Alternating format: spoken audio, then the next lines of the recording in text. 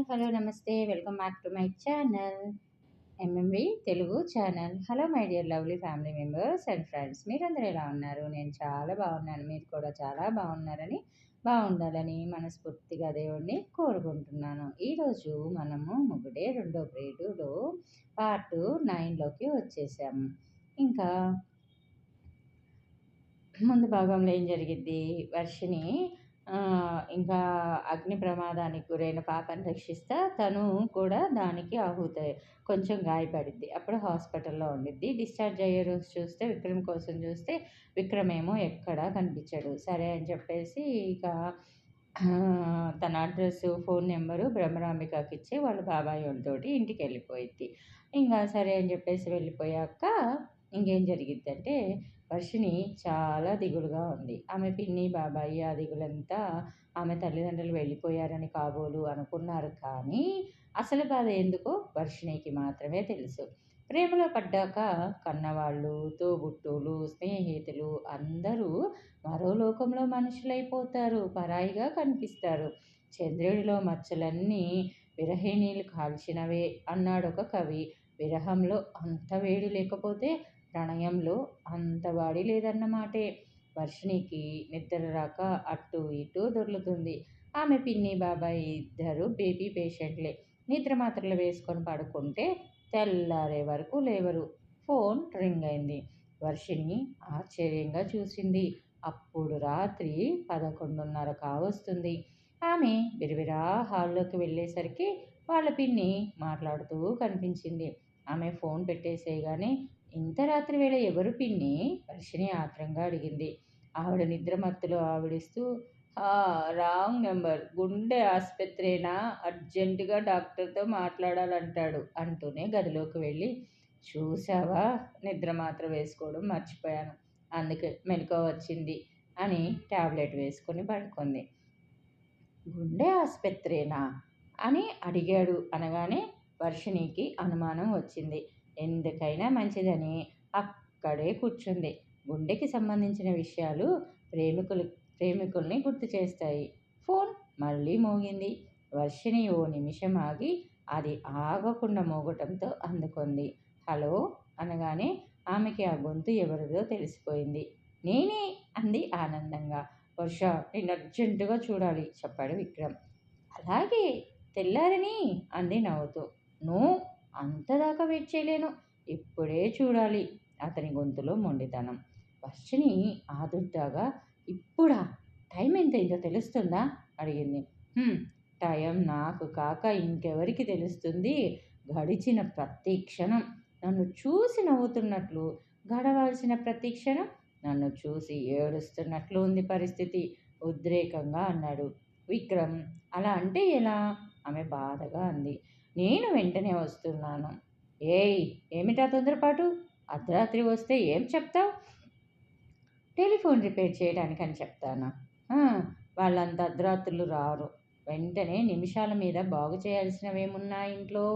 వర్షిని ఆలోచిస్తుంది. హురే అంటూ అరిచాడు అతను ఉద్వేగం పట్టలేనట్లు. ఏమైంది? ఏం కాలేదు. ఐడియా, నువ్వు వెంటనే వంటింట్లోకి వెళ్ళి గ్యాస్ సిలిండర్ ట్యూబ్ బ్లేడ్తో కోసే. నేను పావుగంటలో వచ్చి ట్యూబ్ మారుస్తాను. అది అర్జెంటుగా రిపేర్ చేయాల్సిన విషయమేగా. తీరా నేను కోసేశాక నీకు మరో ట్యూబ్ దొరకకపోతేనో నీకు ఒక్కటి కూడా ప్రొడక్టివ్గా ఉండే డౌట్లు రావు కదా. ముందు చెప్పిన పని చెయ్యి. ఆ గ్యాస్ వాసనకి మీ బాబాయ్ పిన్ని లేస్తే ఏం పర్వాలేదు, నేను ఎమర్జెన్సీ సర్వీస్కి ఫోన్ చేశాను అని చెప్పు అన్నాడు విక్రమ్. వాళ్ళు తెల్లవారే వరకు ఎట్టి పరిస్థితుల్లోనూ లేవరు. నిద్ర మాత్రలు అలవాటు ఉంది అని చెప్పింది. అయితే ఇంకేం, నిదానంగా నేను వచ్చాక ఆ ట్యూబ్ కట్ చేసి తీసేసి ఈ ట్యూబ్ వేసేద్దాం. వస్తున్నాను అంటూ ఫోన్ పెట్టేశాడు. పావుగంట తర్వాత వంటింట్లో విక్రమ్కి టీ ఇస్తూ అడిగింది వర్షిని. నేను వచ్చి 24 గంటలైంది, ఇప్పుడా రావటం అని. అతను గంభీరంగా. మొదట్లో నాకు కలిగే బాధ ఎందుకో తెలియక తమాషాగా అనిపించింది. అది రాను రాను ఉధృతం అవుతుంటే అప్పుడు తెలిసింది నిన్ను చూడకుండా ఉండవలసి రావడమే నా బాధకి కారణమని. ఎంతైనా నాకు మొదటిసారి కదా అన్నాడు. అంటే నీ ఉద్దేశం నాకెన్నోసారని ఆమె బుంగమూతి పెట్టి అతని తల మీద మొట్టికాయ వేస్తూ అంది. నీకు మొదటిసారేనా? అతను ఆశ్చర్యంగా అప్పుడే తెలిసినట్టు అడిగాడు. ఆమె మాట్లాడలేదు. మూతి బిగించింది కోపంగా. టీ సిప్ చేస్తూ నాకు చివరిసారి కూడా అన్నాడు. అయినా ఆమె మాట్లాడలేదు. తలెత్తి ఆమె వంక చూసి ఉడికిస్తున్నట్టు నీకో మరి అన్నాడు. ఏమో, ఏం చెప్పగలను? మానవ మాతృరాల్ని. నీకంటే చార్మింగ్గా ఎవరైనా కనిపిస్తే మిగతా మాటలు పూర్తి చేయలేకపోయింది. ఆమెకేం జరిగిందో తెలిసే లోపే అతని పెదవులు ఆమె పెదవులని కసిగా నొక్కేశాయి. ఆమె నిమిషం పాటు అచేతనంగా అయి ఆ స్థితిని ఆస్వాదించింది. అంతలోనే తెలివి తెచ్చుకొని విక్రమ్ వదులు అంటూ బలవంతంగా వదిలించుకుంది. ఇటువంటి తొందరపాటు పనులు నాకు ఇష్టం ఉండవు, ఎర్రనైన మొహంతో కోపంగా చెప్పింది. నాకు ఇష్టం ఉండదు. ఇంకెప్పుడు అలా హాస్యానికి కూడా మాట్లాడకు. అతను అంతకంటే సీరియస్గా చెప్పాడు. వర్షిణికి అతని కోపం చూస్తే నవ్వొచ్చింది. ప్రేమలో పడిన మొదట్లో అవతలి వాళ్ళు ఏ కొద్ది సాయం చేసినా, తమ మీద శ్రద్ధ కనపరిచినా అయ్యో నా కోసం ఎంత శ్రమ తీసుకున్నావు అని తెగ బాధపడిపోతారు. ప్రేమ రెండో స్టేజ్లో ఏ చెయ్యక ఏం, ఎందుకు చెయ్యవు? నా కోసం కాక ఇంకెవరి కోసం చేస్తావు అనే అధికారం చూపిస్తారు. ఆఖరి స్టేజ్కి చేరాక అసలు నా గురించి తప్ప నీ గురించి కూడా నువ్వు ఆలోచించకు. అసలు నేను తప్ప నీకు వేరే అస్తిత్వం ఉండకూడదు అనే హక్కు సంపాదించేస్తారు. ప్రేయసి తమ వైపు చూస్తే రాగం, లేకుంటే విరాగం. వర్షిణి అతని భుజం మీద తల ఆంచి చెవిలో నెమ్మదైన స్వరంతో చెప్పసాగింది. విక్రమ్, నాకు ప్రేమ అనేది ఎంత ఇంట్రెస్టింగ్ సబ్జెక్టో ఇప్పుడిప్పుడే తెలుస్తుంది. దీని లోతుపాతులు పూర్తిగా శోధించి డాక్టరేట్ తీసుకుంటే కానీ విశ్రమించను. ఇద్దరం కలిసి కంబైన్డ్ స్టడీ చేద్దాం. పరిపూర్ణతని నేను ఆశిస్తాను. ఏదైనా సరే నేను పూర్తిగా ఇస్తాను. అవతలి వారి నుంచి పూర్తిగా అందుకుంటాను. అవసరమైతే నేను నీ ప్రపంచాన్నే నీ కోసం వదిలేస్తాను.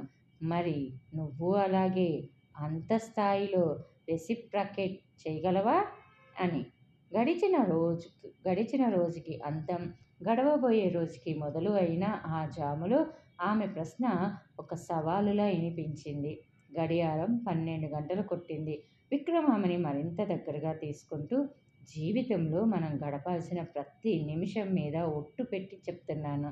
ప్రేమంటే ఇదా అని నువ్వు ప్రతి నిమిషం ఆశ్చర్యపోయేంతగా నిన్ను ప్రేమిస్తాను. గలగలమని పారే సెలయేరు లాంటి నీకు జలజలమని జారే జలపాతం లాంటి ప్రేమని రుచి చూపిస్తాను. ఆ ప్రేమలో పడి కొట్టుకుపోయే మనకి లోకం, సమయం రెండూ తెలియకూడదు అన్నాడు. చాలు, ఇక ఆపే. తీయగా ఏదైనా చెప్తావనుకుంటే అగ్నిగుండాలు, జలపాతాలను భయపెడుతున్నావు అంది భయం అభినయిస్తూ.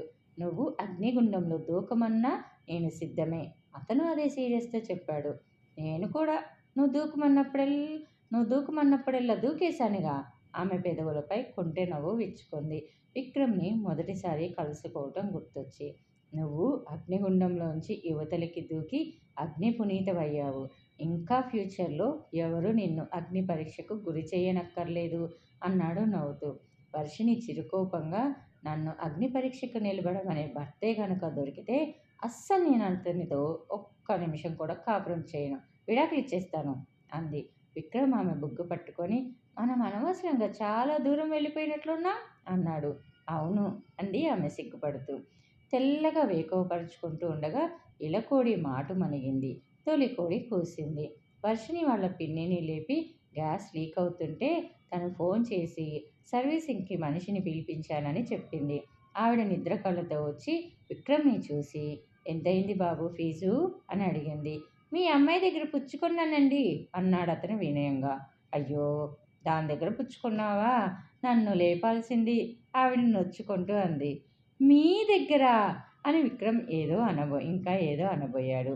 వర్షిని వెనుక నుంచి చూపుడు వేలు నోటి మీద వేసుకొని మాట్లాడవద్దన్నట్టు సైగ చేసింది. నువ్వు నిద్రపోతున్నావుగా పిన్ని, ఎందుకు లేపటమని నేనే ఇచ్చేశాను అంది వర్షిని. మళ్ళీ ఎప్పుడైనా ఇలా రాత్రులు నిద్ర పట్టక అదే గ్యాస్ లీక్ అవటం వలన నేను అవసరమైతే సందేహించకుండా పిలవండి చెప్పాడు విక్రమ్ వర్షిణితో. వర్షిణి కళ్ళు కోపంగా పెట్టి చూసింది. అయ్యో, నువ్వు చెప్పాలా బాబు? లేకపోతే ప్రాణాలు పోవు. అర్ధరాత్రి అపరాత్రి అని చూసుకోకుండా నీలాగా సేవ చేసే యువకులు ఉండబట్టే ఈ దేశం ఇంకా ఈ మాత్రంగా ఉందేమో అంది ఆవిడ సంతోషంగా. విక్రమ్ వెళ్ళిపోయాక కూడా ఆవిడ అతని వినయాన్ని మంచితనాన్ని పొగుడుతూనే ఉంది. వర్షిని వస్తున్న నవ్వుని దాచుకోవడానికి చాలా కష్టపడాల్సి వచ్చింది.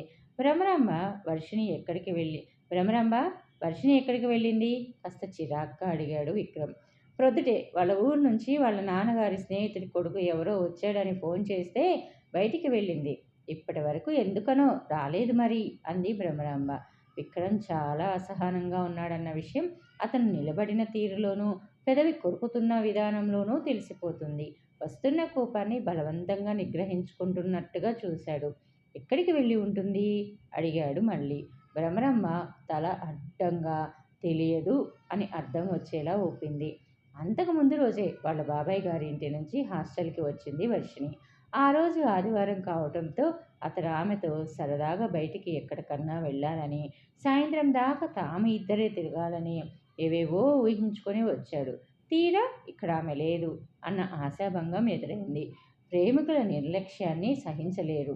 అతనిలోని ఆవేశం బైక్ మీద ఊరంతా తిరిగి అయినా సరే వర్షిణిని పట్టుకొని చెంప అదిరిపోయేలా కొట్టమంటుంది.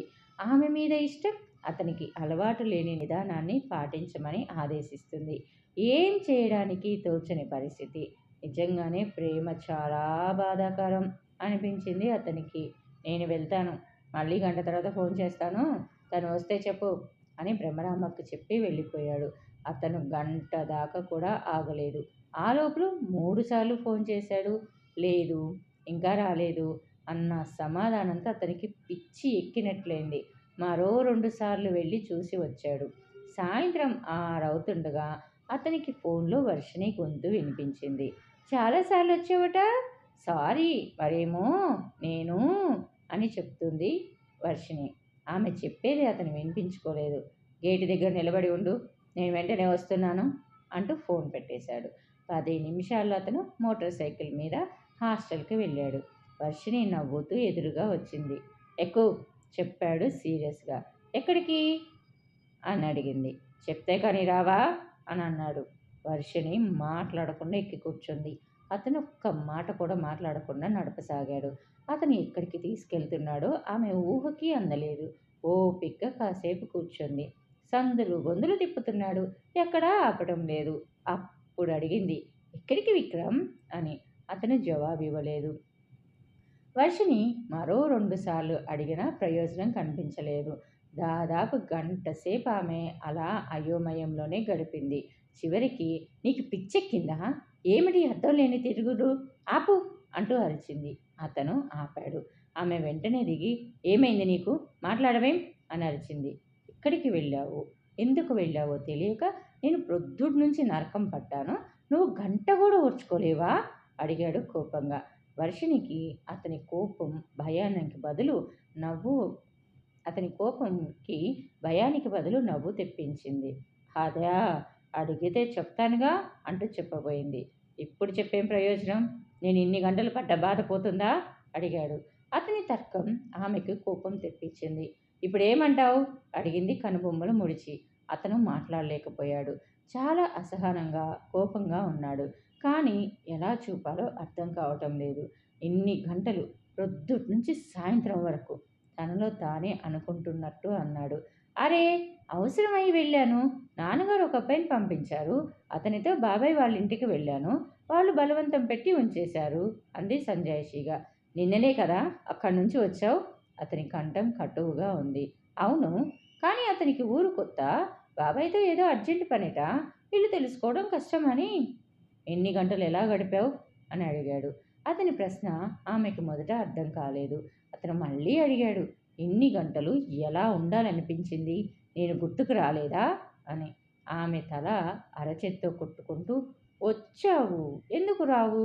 నాన్నగారు అతనికి ఊరు కొత్త కాబట్టి తిరిగి అతను రైలు ఎక్కే వరకు వెంట ఉండమని ఉత్తరం రాసి పంపారు తెలుసా అని చేతిలో ఉన్న బ్యాగ్లో నుంచి ఒక కాగితం మడత తీసి చూడు కావలిస్తే అంది. అతను ఆమెను వారిస్తూ చెయ్యి చూపించి అయితే మాత్రం ఇంతసేపు అసలు ఎలా ఉండగలిగావు అడిగాడు మళ్ళీ అదే రకమైన గొంతుతో. నేను చెప్పింది నీకు అర్థం కాలేదా విసుగు కోపం కలిపి అడిగింది. నా ప్రశ్న నీకు అర్థమైందా అడిగాడు సీరియస్గా చూస్తూ. ఆమె కొద్దిగా తగ్గి అనునయిస్తున్నట్లు చాలాసార్లు గుర్తొచ్చావు కానీ అంటూ ఏదో చెప్పబోయేలోపు అబద్ధం అని అరిచాడు. నిజం ఒట్టు అంది. వస్తే సాయంత్రం దాకా ఎలా ఉండగలిగావు? నేను నీకోసం అర్ధరాత్రి వచ్చేయలేదు అని అడిగాడు. నీలా నేను చెయ్యలేని పరిస్థితి. నీకు నాకు తేడా లేదా ఆశ్చర్యంగా అడిగింది. ప్రేమించడంలో కూడా తేడాలుంటాయా అని అడిగాడు. అతను తీవ్రంగా అడిగాడు. నీకు ఎలా చెప్పాలో తెలియడం లేదు. నాకు వచ్చేయాలని చాలా అనిపించింది. కానీ వాళ్ళ బలవంతం వల్ల ఉండిపోవలసి వచ్చింది. అందులోనూ నాన్నగారు ఉత్తరం కూడా రాసి ఇచ్చారాయే అంది. నాకు ఇప్పుడు అర్థమైంది అతను విసురుగా అన్నాడు.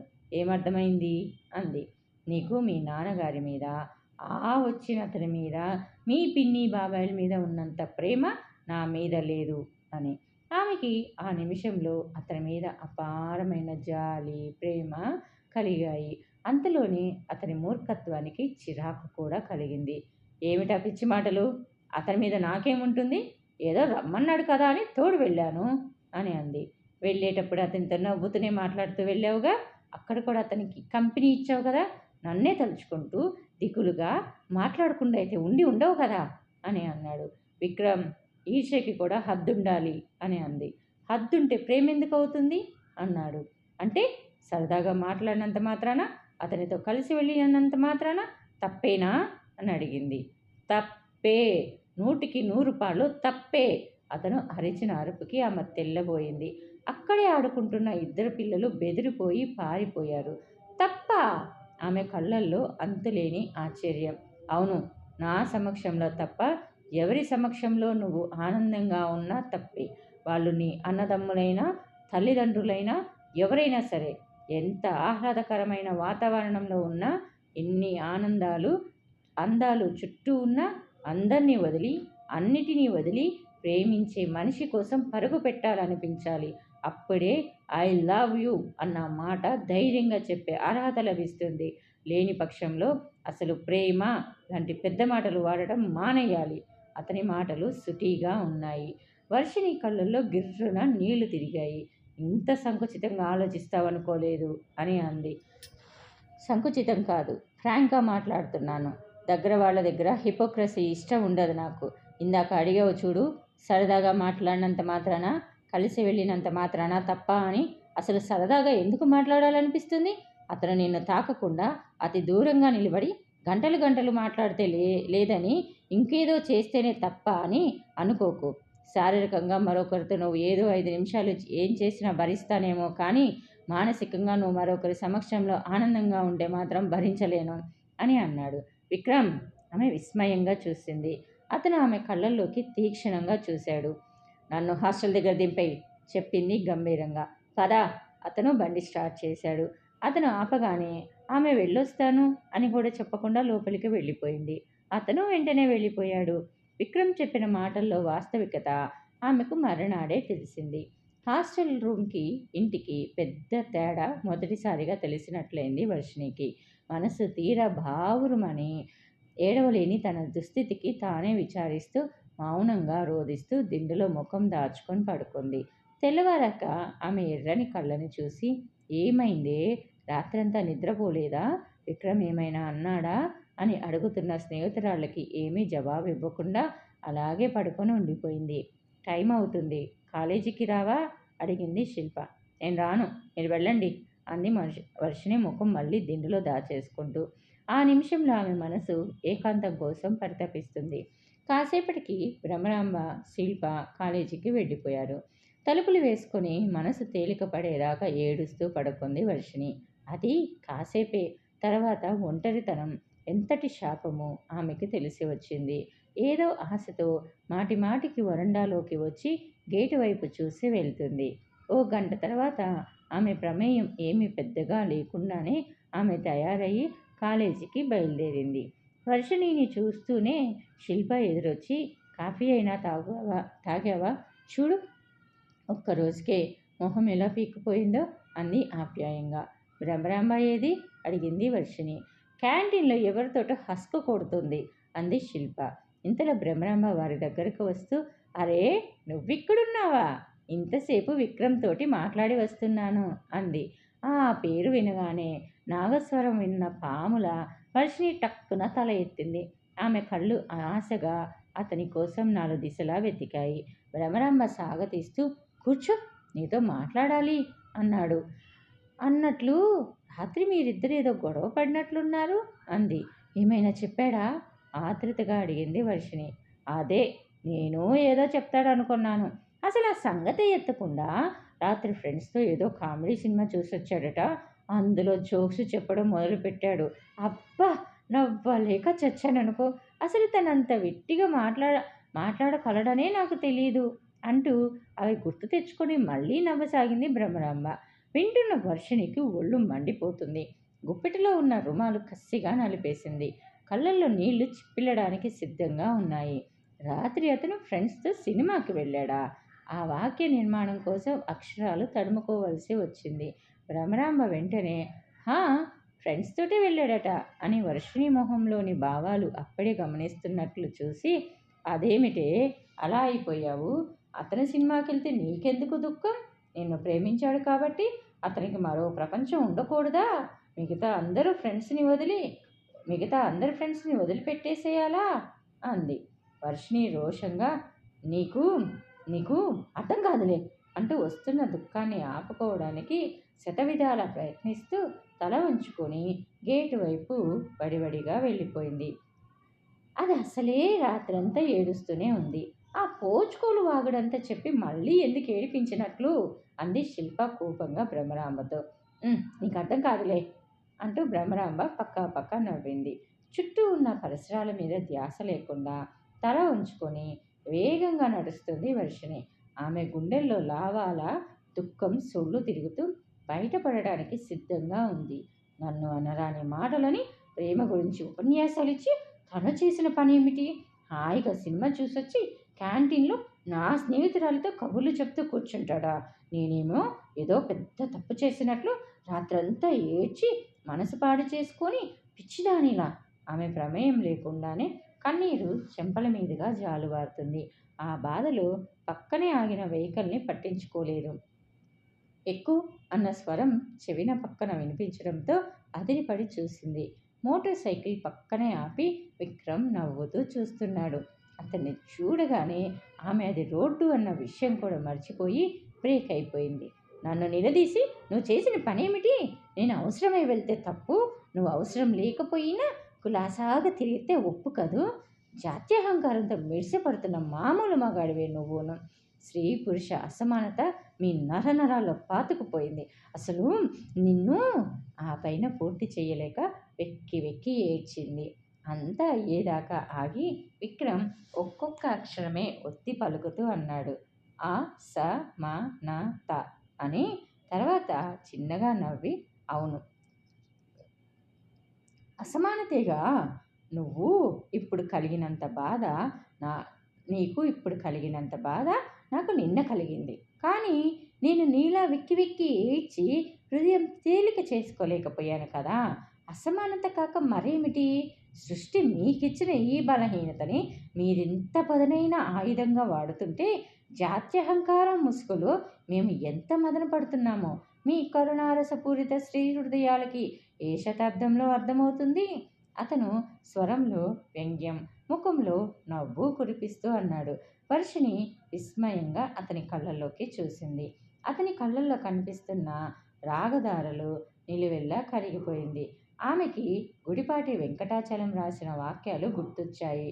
యుగయుగాల తన దీనాలాపనలతో శరణార్థితో పురుషుణ్ణి బంధించుకున్న అబలత్వం, ఆమెని రక్షిస్తున్నాననే మోసానికి స్వతంత్రానికి బలిచ్చుకున్న పురుష ధీరత్వం. ఆమె ముందు నిలబడ్డ ఆ పురుషుడు ఆమెకి ఆ నిమిషంలో అమ్మ కొంగు పట్టుకొని వదిలి వెళ్ళనని మారం చేస్తున్న పసివాడిలా కనిపించాడు. స్త్రీ మనసు ఈర్ష్య వల్ల ఇరుకు సందుగాను, దయ వల్ల సముద్రమంత విశాలంగానూ మారిపోగలదు. ఆమెలో అంతర్లీనంగా మాతృత్వం ఎప్పుడూ ప్రవహిస్తూనే ఉంటుంది. ఆమె అంతులేని ప్రేమ ఆమెకి అశక్తని, అతనికి అహంకారాన్ని బహుమతిగా ఇస్తుంది. నిజంగా, నిజంగా ఇంత బాధపడ్డావా పిచ్చి? అంది వేదనని 2 కళ్ళ నిండా నింపుకొని. అతను నవ్వేసి, ఇప్పుడు పోయింది. నా బాధని సరిగ్గా అర్థం చేసుకున్నావుగా అన్నాడు. ఆమె అతని తల మీద చెయ్యి వేసి నొక్కింది. ఇష్టమైన వారితో సంభాషించటానికి స్పర్శని మించిన భాష లేదు మరి. మీరేమంటారు? అవునంటారా? కాదంటారా? అలానే మీకు ఈ సిరీస్ నచ్చితే తప్పకుండా ఒక లైక్ ఇవ్వండి. అలానే నేను చెప్పే విధానం నచ్చితే మీ ఫ్రెండ్స్ అండ్ ఫ్యామిలీ మెంబర్స్కి కూడా షేర్ చేయండి. ఇంకా ఏదైనా సలహాలు, సూచనలు లేకపోతే ఈ సిరీస్ మీద ఏదైనా డిబేట్ లాంటిది చేయాలంటే కింద కామెంట్ సెక్షన్లో తెలియచేయండి. నా ఛానల్ని సబ్స్క్రైబ్ చేసుకొని మీ సపోర్ట్ని నాకు తెలియచేయండి.